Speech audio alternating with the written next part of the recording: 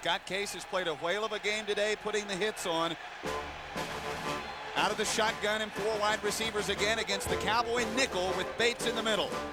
Here's a pass in the flat, picked up by the Cowboys. Larry Brown may score at the 30. The Dallas Cowboys have won 3 Super Bowls in 4 years.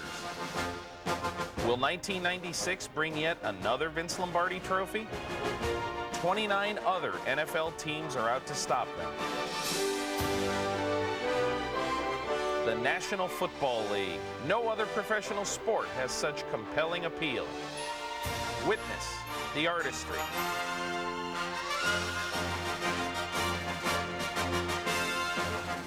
The intensity.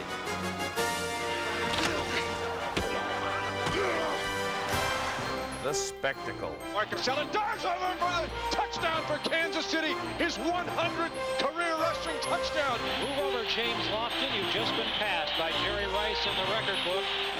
And Dan Marino has the granddaddy of them all now. Most touchdown passes ever. It's America's autumn ritual, stirring up passions that only a hometown fan can understand. I'm Peter King of Sports Illustrated, your host for the 1996 Carolina Panthers Video Yearbook, featuring a retrospective of last year's team entitled Panther Pride, the story of Carolina's inaugural NFL season, plus a pair of SI classics, tough short runs, and a player who's short and tough, Carolina's Sam Mills. How do today's Panthers stack up against the competition? Let's take a look at the 1996 Carolina Panthers Video Yearbook.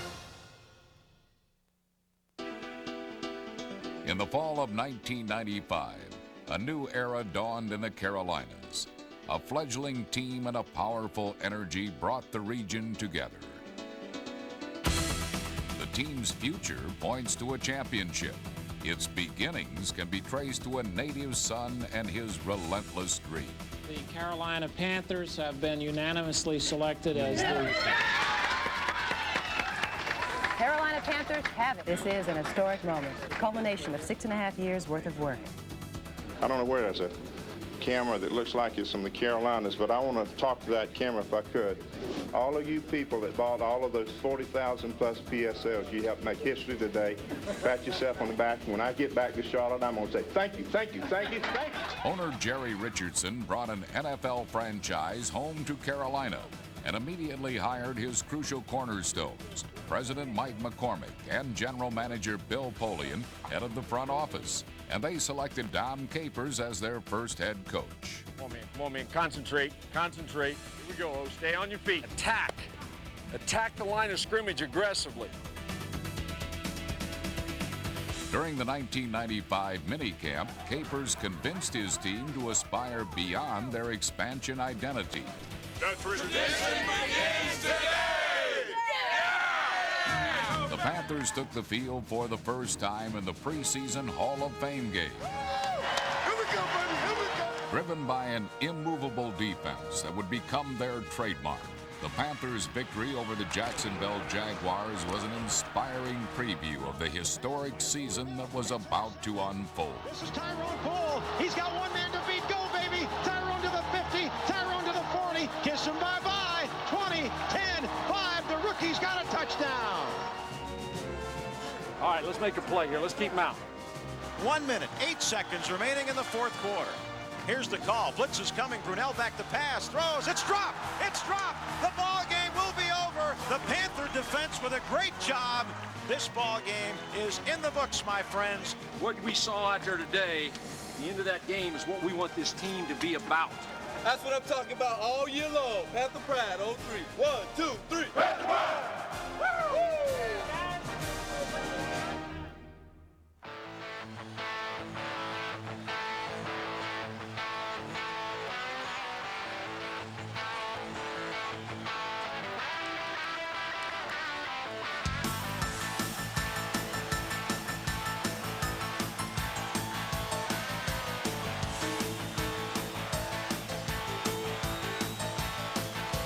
8 years ago, Jerry Richardson had a dream. The dream was bringing professional football, NFL football, to the Carolinas.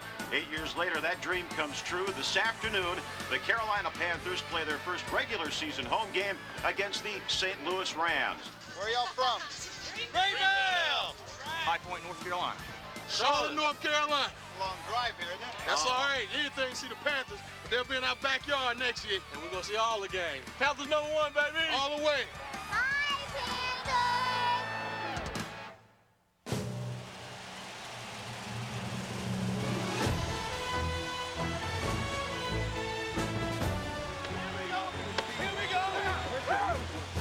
From the mountains to the low country, Carolinians journeyed to a stadium 150 miles from Charlotte and turned Panther football games into spectacles of civic pride. In the Panthers' first 5 games, it was clear that this was a team of resilience and heart, a team that Carolinas could embrace. Going for Willie Green. He's got it! Oh! Touchdown to Willie Green! Reagan, it's a fumble. Pick it up, Greg. He's got it. Dives in the end zone. What is it? Touchdown! Touchdown! Greg Cragen with a touchdown! The defense showed signs of a unit that would rank 7th in the NFL, while the offense displayed its effective ball control style.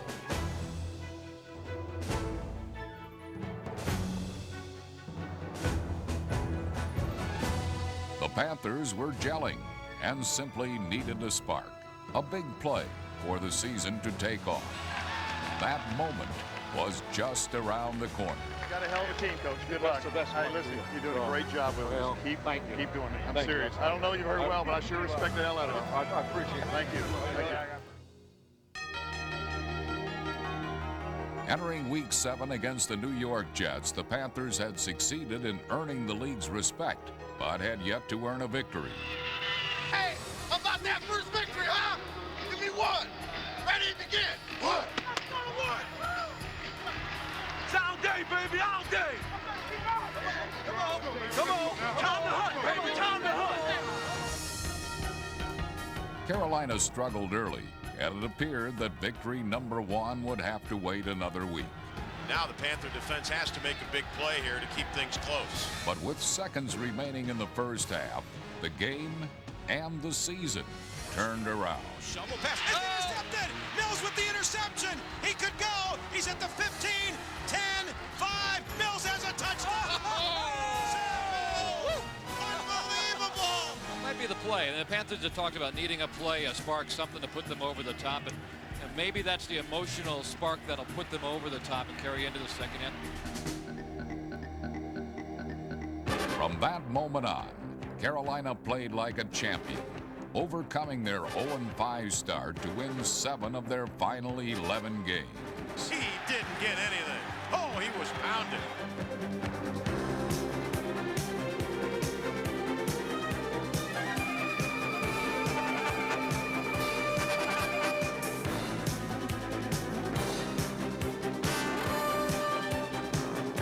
With their gutty 26-15 triumph over the New York Jets, the Panthers' objective was no longer respectability, it was victories. You know, hey, if we win or lose, baby, we're going to play 4 full quarters. That's the way football is, baby. That's what it's all about. The following week against the Saints, Coach Capers continued to preach the gospel of defense. And the Panthers played their best 4 quarters of the season.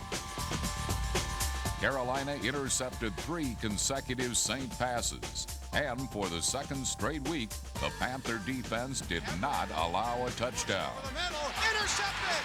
It's Bubba McDowell. Unbelievable. As it had been for weeks, the offense was efficient and reliable. Carolina had established a true home field advantage, but in order to make expansion history, they would have to go on the road. In New England, Sam Mills and the soaring Panther defense maintained its successful formula of turmoil and turnovers.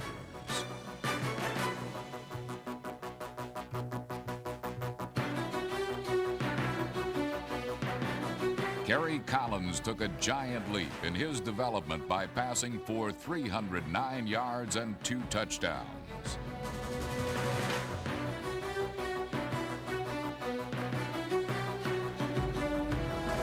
And to cap this well-rounded performance, the special teams sealed another improbable but impressive victory.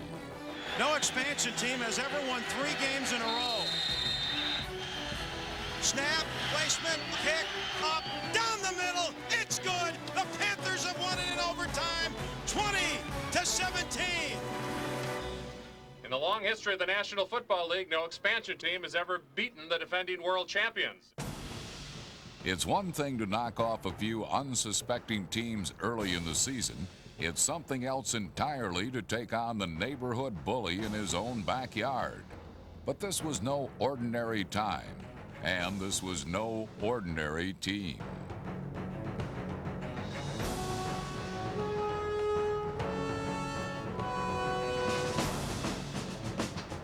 Pumps, rushes, throws, picked off. McKyer down the near sideline. He's got one man to beat. He's to the 35, to the 40. Tim, don't run out of gas. Their stunning 13-7 victory over the 49ers in Week 10 was a clarion call to the rest of the league, announcing that Carolina had made the quantum leap to a team that could challenge the NFL's elite.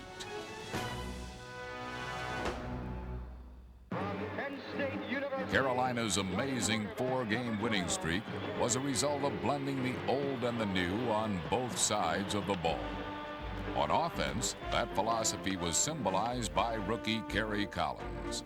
And while young quarterbacks often perform in a fog, alternating between frenetic and erratic, Collins displayed a poise that belied his 23 years.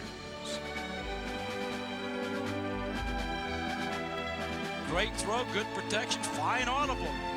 Credit Gary Collins with avoiding the blitz, which came from his right. At 6'5" and 240 pounds, Collins is as imposing as Mount Mitchell and impossible to keep down. Roman, I think Gary Collins showing that he has that offensive lineman mentality. He's a Pennsylvania mountain boy. Gary Collins won the hearts of fans and the respect of his teammates by becoming the first rookie quarterback since Dan Marino in 1983 to compile a winning record as a starter. Over the middle, Carrier's open, he's got it down the far sideline, it's a sprint to the 30, gets a great block at the 20, he's gone for a touchdown. Another record book play by the young rookie quarterback. Hey, big man, you're gonna be one hell of a quarterback. Don't you ever bend, okay? Keep your head on straight too. Okay, thank you. And if Collins is still a student, the unquestioned professor of the Panthers is their middle linebacker, Sam Mills. At 36 years old, he is approaching middle age, but is far from the end of the line. His 4.5 sacks and 5 interceptions were both career highs. And what a season Sam has had, an outstanding campaign. He plays with little flash, but much fury.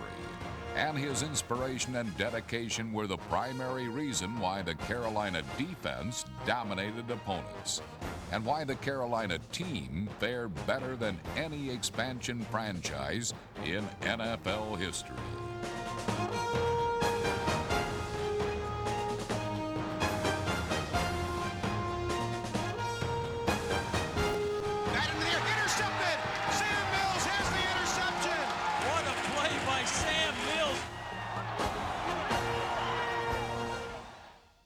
After Carolina's 4-game win streak was halted by the St. Louis Rams, the Panther defense hit its peak against Arizona in Week 12. Indeed, that game mirrored the entire 1995 season, a year where the Carolina Wrecking Crew set an unattainable defensive standard for first-year franchises. Linebacker Lamar Lathan led the team with 8 sacks, while Darian Connor chipped in 7. Carlton Bailey was a stellar all-around linebacker who finished second in tackles. Gerald Williams and Mike Fox punished enemy runners. Pat Terrell started 13 games at safety. Brett Maxey was a fearless, hard-nosed hitman, while rookie cornerback Tyrone Poole was a consensus all-rookie selection. But the key to their success was a team effort in every game and on every play. Oh, they came in droves that time. 10 Panthers were around that football, and the players continue to go until the whistle blows.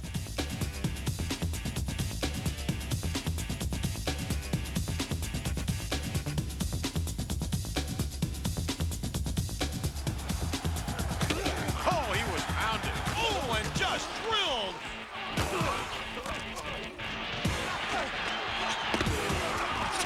And the Panther defense fired up. 1 week after the defensive masterpiece against the Cardinals, Carolina played their wildest game of the year, losing a 34-26 shootout at New Orleans.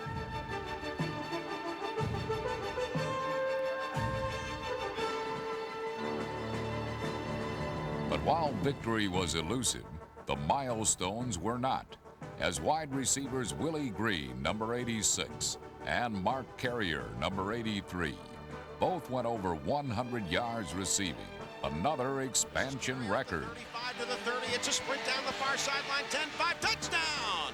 Wow! How about that? Carrier and Green were the leading men, but a reliable supporting cast of receivers was vital to the success of the 1995 passing game.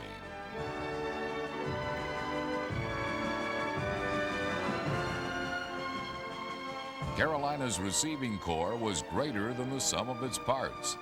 Individually, they were often overlooked. Together, they were rarely outdone.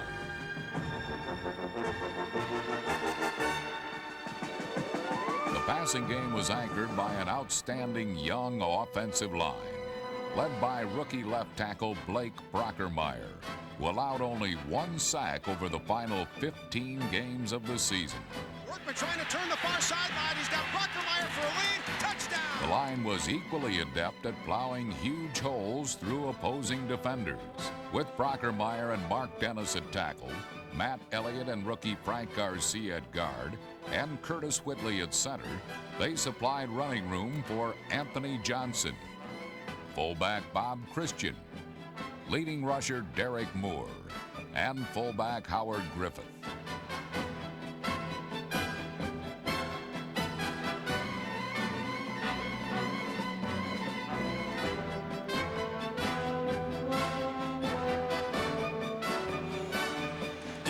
Cuts it outside to the 50. Derek bursts it to a couple tackles at the 30. Go Derek, 20. Kiss him bye-bye. Touchdown. 53 yards.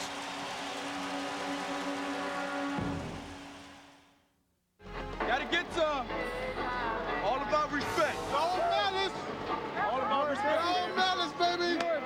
Take it the distance, baby, when you get it. Bring it on defense. 1, 2, 3. Defense. Looking to double the previous record for expansion victories, the Panthers pursued win number 6 with a blend of big hits and big plays.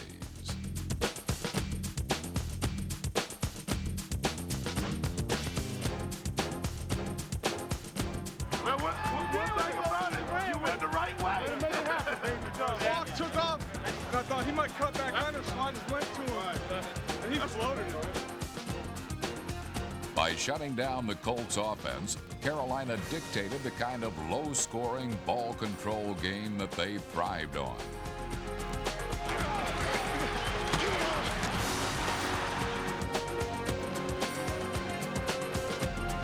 As it had all season, the offense moved the ball when they needed to, surging to the Colts' 21-yard line with 8 seconds to go.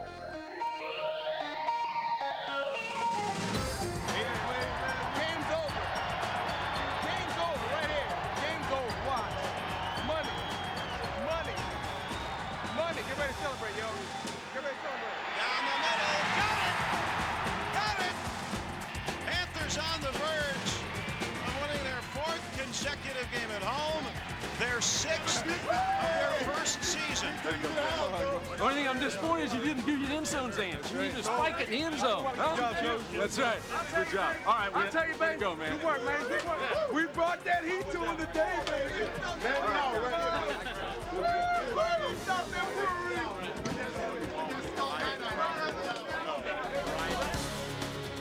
Place kicker John Casey was the hero of the Colts game and the focal point of a consistent and committed special teams unit.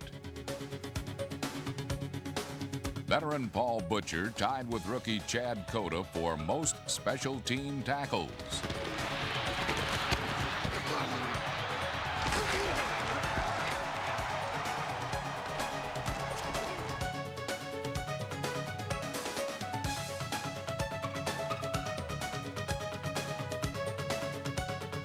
Punter Tommy Barnhart had 27 kicks down inside the 20.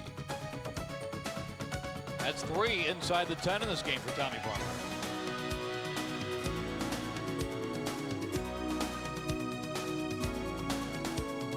He's down the sideline to the 40, to the 30. Kiss him bye-bye. To the 10, to the 5. Touchdown. And the special teams come up with a huge play. On the road. We don't play that at home. Wait till we get in our new stadium. Woo! Yeah, man, this is just temporary. We temporary home, 4 in a row. Temporary backyard. Carolina's victory over Indianapolis was their 4th consecutive home victory at Clemson Memorial Stadium, where players and fans reveled in the 1995 success while dreaming of next year in their new backyard. Beginning with the 1996 season, the Panthers will unveil beautiful new Carolinas Stadium, a facility without rival, funded solely by the people who will use it.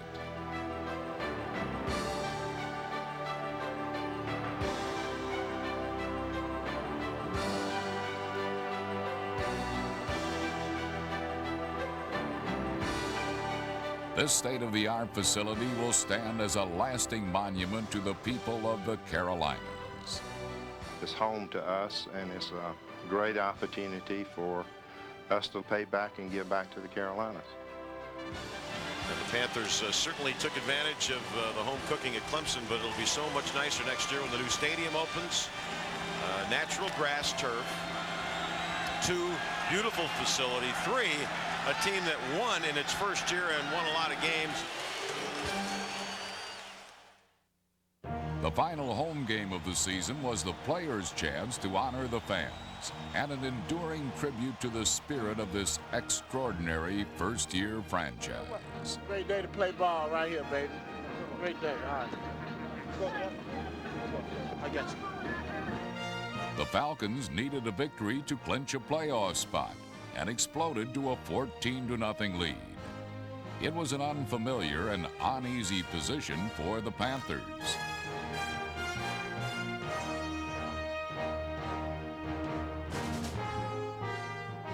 But as is fitting to the concluding chapter of a work, the game became both summary and celebration of the 1995 season, when Carolina launched their most stirring comeback of the year.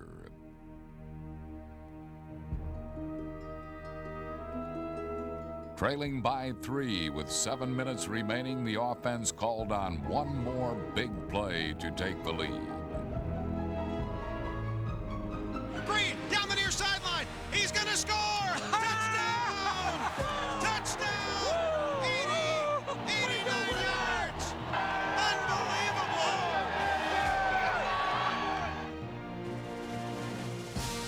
Then the defense, the very essence of the Carolina Panthers, stood firm with their backs to the end zone.